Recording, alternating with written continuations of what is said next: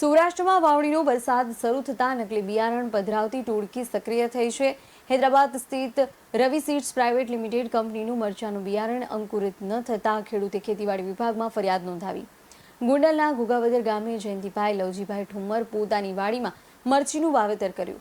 મરચીનું રવિ hybrid સીડ્સનું નામ બિયારણ ખરીદ્યું હતું. મરચીમાં 100 પેકેટ ખરીદ્યા 10 ગ્રામ આવે છે.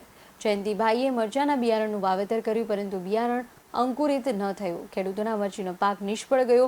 જયંતિભાઈએ 29/5/2024 ખેતરમાં રોપ માટે વાવેતર કરેલું મરચીના બીજ અંકુરિત ન થતાં કંપની સામે ગત તારીખ 6 જુલાઈના રોજ ફરિયાદ કરી હતી. કંપનીમાંથી કોઈ પ્રત્યુત્તર ન આવતા ફરીથી 15 જુલાઈના રોજ ઈમેલ કર્યો. ખેડૂતે ઈમેલ મારફતે ફરિયાદ કરતા બિયારણ કંપનીના કર્મચારીઓ દોડતા થયા હતા. કંપનીમાંથી કર્મચારી 18 તારીખે ખેડૂતના ખેતરની વિઝિટે આવ્યા.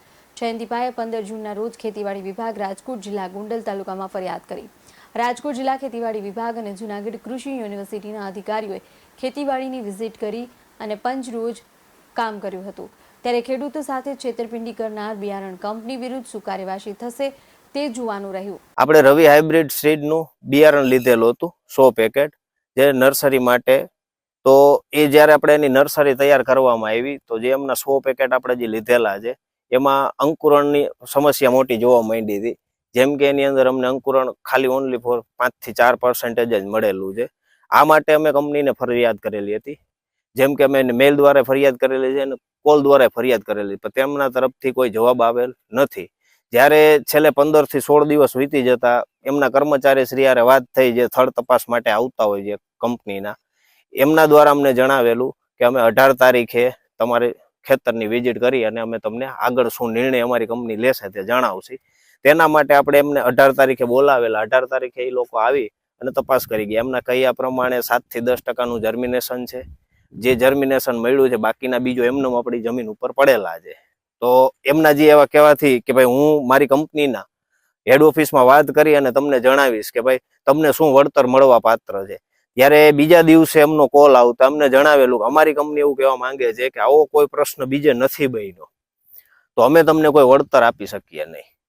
આવું કહી અને કંપની વાળાઓએ હાથ ઊંચા કરી દીધા. આ બાબતની જાણ અમે ખેતીવાડી વિભાગ ગોંડલ તેમજ રાજકોટ અને બાગાયતી વિભાગ રાજકોટને મેલ મારફત અને લીગલ પેપર દ્વારા આપણે એમને જાણ કરેલી છે.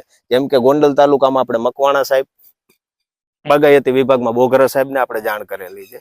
જ્યારે એ લોકોને આપણે મેલ દ્વારા મારફત જાણ કરેલી તો એમનો રિટર્ન મેલ આવેલો કે અમે કમિટી બનાવશે અને તમારી વાડી આવીને થર્ડ તપાસ અમે હાથ ધરશે.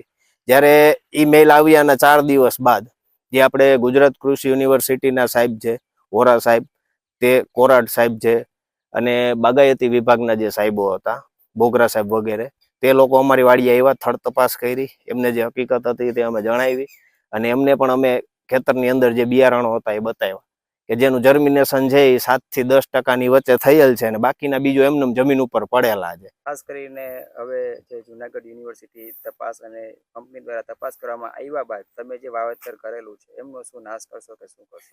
હા, એ વાવેતરમાં હવે જે અમારે કોઈ એની અંદર 7 થી 10% આસપાસ જર્મિનેશન થયું છે અને એ પણ કોઈ એવું લાયક નથી કે અમે લઈ શકીએ, એટલે એમનો અમારે નાશ કરવો પડે છે. Bureau report BS9 TV news, Rajkot.